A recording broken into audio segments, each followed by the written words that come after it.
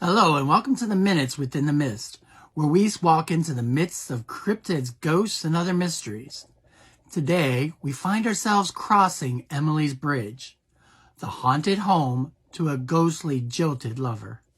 Now, the covered bridge road over Goldbrook in Stowe, Vermont has an infamous reputation. In the mid-1800s, Emily was supposed to elope with her secret lover. The two had made plans to meet at what was then called the Goldbrook Bridge. The poor girl waited for hours until the entire night had passed, but he never showed. Distraught, the young girl Emily hung herself from the rafters of the covered bridge. Ever since that time, an angry and vicious, jealous ghost vents her frustration on unsuspecting people who travel across the bridge at night. One tale tells of a poor traveler who was traveling along that way in hopes to complete his long trip before the night's end. He was entering the covered bridge just as the hour of midnight was striking. Without warning, the driver heard a screeching of the metal of his car being ripped apart.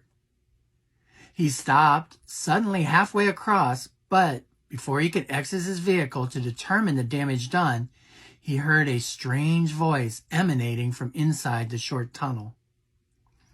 Deciding against leaving whatever safety he had inside his car, he quickly passed through the covered bridge and made his way home without any stopping. It was only when he reached home and finally felt safe that he opened his door to discover claw-like gougings down the side of his door, as if inhuman fingernails had caused the scratch.